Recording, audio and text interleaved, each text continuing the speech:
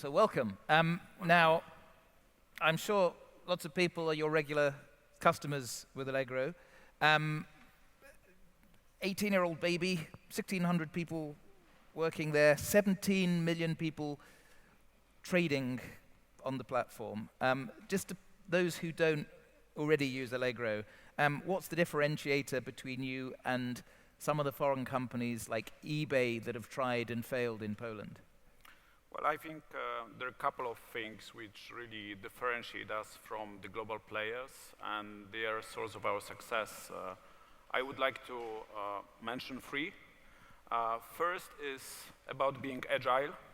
I think we are much more agile than the big global players, and I will just mention this in a moment. Then it is about innovation. It is about innovation, but happening really locally. And the third one, it is about the entire ecosystem we have built here in Poland, right? So if you think about the agility, we are relatively fast compared to the big companies who operate on the global market, and we really can address the needs of local partners relatively quickly. Just to give you an example, we had a debate in our executive team how we could help customers to buy things which they buy regularly. So basically use a bit of a data science to remind them that there is something you probably already run out of stock. The team from tech and data science came in, we had a short discussion. In a couple of weeks we had a prototype and the results have been encouraging, and right now we put an even bigger team to roll it out across different categories. So this is just an example how we really work, and I think it is very different from the way of working of the big corporations or even the big tech companies across the globe. So the word agile can mean different things to different people. Eric Ries wrote a book, The Lean Startup, which helps create a systematic way for companies, early stage companies, to prototype, to test, to pivot. What do you mean in specific inside the company when you talk about agile development? Do you have stand-up meetings and 2-week sprints? Well, we run around 70 teams who work on many changes, and they are teams between the tech and business and other parts of the company. They work very closely together, so it is easy to change the direction if it's needed. Actually, when I joined the company, I was a bit surprised that we are running in 3 months kind of slots. I said, okay, to develop something you need a year, so why don't we plan? But I learned that's not the way you should do it. It's really about thinking now how you can solve the problem and move incrementally to the next level. It requires team cooperation, it requires involvement, a bit of more time, but it really pays off. And how do you encourage people lower down the company hierarchy to come up with ideas that could transform the customer experience? It just happens, right? I mean, it's good fun for these people to work on exciting projects, and they want to, the young people, we have a lot of millennials and young generations, they really want to work and learn, so you need to give them space to do that. You had a successful project recently involving a kind of royal reward coins, right, which started as a side project, somebody lower down the company. Yeah, I mean, it was started by one person who was passionate about that. We created these virtual coins 1 year ago. Right now it is used by 3 million people. 3 million people? Right, yes. It just happened. Actually, we don't really have a department running this. It's becoming bigger and bigger, but at the same time, still this person is kind of, it's his baby. So I think that really pays off. Just to give you another example, 3 years ago, we noticed that our merchants, our partners, they're looking for some advertising solutions on our platform. And we had one person who knew about ad tech, and they just started a project. And it grew and grew, and right now this is a sizable business for us. At the same time, the team is around 40 people 3 years down the road, right? Does this make you feel bad, Damian, that you're the boss, yet you're not coming up with all these ideas yourself? No, not at all. I think that's the way it should be, that they really come from the bottom up. Sometimes, obviously, the resources, they are scarce, so you need to point out the direction and figure out what are the areas we should really focus on. So you've had other companies come into the market and then withdraw. What is it about the local Polish market that Allegro understands better than them? I was mentioning that a bit in the beginning, right? I said agility, local innovation, and ecosystem. Let's maybe talk about the ecosystem, because that's very important. We actually work with 125,000 merchants and have a vast majority of internet buyers in Poland, right? That gives us a huge advantage, and actually it's sustainable, because for the merchant, entering our ecosystem means sales, local sales. So that's one thing, and we're really fostering that ecosystem and making sure that both sides of the platform are happy. I think also it's not only about the merchants and the consumers. There is a lot of different companies who over years have developed specialized software or specialized applications which support the merchants or even the consumers to really understand how to operate efficiently on the platform. So it's not only Allegro who is building the platform, and we couldn't never do that on our own. It would be just too much. But we have companies, just to name few, TradeWatch, BaseLinker, who are delivering like analytics solutions to these merchants to sell better and to have a better business with us. So I think that's a huge advantage. And eBay or Amazon or Alibaba, they don't have that in Poland. And it will be very, very big barrier for entry for them. And yet your customers' behavior is changing fast. We're about to have mixed reality devices. We're about to access the network in new ways. The machine starts to recognize our emotion. How do you get ahead of where your consumers are going? Well, so you've been talking about, virtual reality and other applications. Obviously, what we observe is that majority of consumers, the customers, they're moving to mobile, and the shift is really fast, right?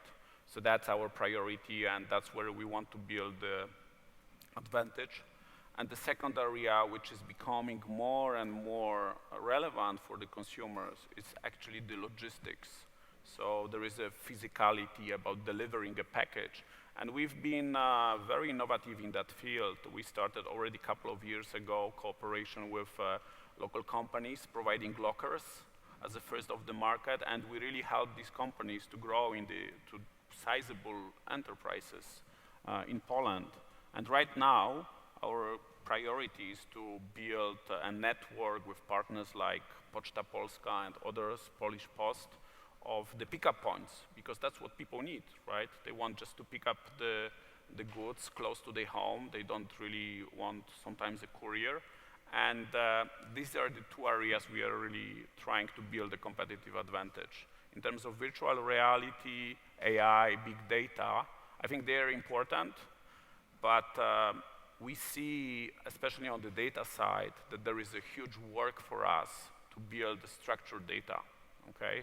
So we have a good base and platform where the data is well structured on the merchant side, and then that's going to be, for us, excellent position to work, once again, with partners. You cannot do everything on your own to really develop state-of-the-art applications. So at the moment, you are king of the castle, but what are the threats to Allegro? What is going to disrupt you? I think what is important, we operate locally, but on the global base. There is a lot of cross-border activity, okay? So there is many goods coming from Asia and from other places. What we notice as a Polish company, that we need to have the same level of competitive conditions, right? So especially the Asian players, they're very aggressive in terms of entering Europe. And they have advantage. They are supported by the governments. They have some advantages in terms of VATs and things like that. And that's something which I think in the long term doesn't support overall ecosystem development, right? Because you have to be on the same level playing field. So I think that's something which I think we are thinking that it should be addressed by the regulators, by the governments. And then there are companies like Facebook which offer their own marketplaces, and it's kind of hard to compete with the scale of a Facebook. Well, yes. They are focusing on, you have so many different segments in the market. They are focusing on so-called consumer-to-consumer segment, which is not that big for us, actually. And we see that consumers are going after Facebook and other players. At the same time, our focus is more on the new goods, branded goods. So that's where we would like to grow. So I think there is a lot of space to grow, and we're experiencing double-digit growth still. That's not our worry. We're really thinking how we can, actually we're not thinking very hard, what will the competition do. It's up to them. It's about us, how we can become stronger and make our business a better platform for merchants and the buyers. So 5 years from now, how different will you be as a business? Will there be physical Allegro stores on the high street? Well, I'm not that big believer in omni-channel. I think we will have a seamless delivery. Couple of hours delivery, if you order that, you can pick it up in the closed shop. It's gonna be mobile, big time mobile. We will do a lot of recommendations for our clients, what they should buy based on the behavior they are doing. And we will still have much more offer. We went from 40 to 90 million offers over the last year. We're gonna have 150 to 100 million offers. That's where we're basically going. And drone deliveries? Would you be excited about drone delivery? I think people want a seamless, quick experience. Do they care about how you do it? That's true. I think you can do it in a different ways. We have a lot of startups here which use basically bikes, and they can pick it up and deliver to you very quickly in a couple of hours. So that's probably where these will go. If you think that we are having millions of transactions every day and sending millions of drones, would it be a bit of a hassle, yeah?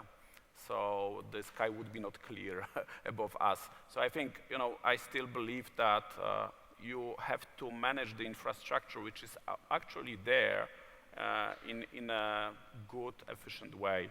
So something like Uber has done to driving cars should happen also in delivery and logistics. Last question, Damian. You're clearly getting a lot right. You have had this extraordinary growth story. How can people in the room learn from you about creating a culture that is constantly thinking about what can we do to improve? I think what Allegro has done very well over times is to move from the startup culture to a bigger company culture, professional culture, but at the same keeping the good size of the startup culture. And it actually comes with the right values and with the right mix of people. So it is very important that you mix, as you grow, as the startup is scaling up, that you mix in the right proportions the people who understand the business, they're innovation driven, with the professional people who can really help them, and make sure that there is no cultural crash. So that's a bit of a mixture which is important to succeed, in my opinion. You heard it from the man running the rocket ship. Thank you very much, Damian Zaplata from Allegro.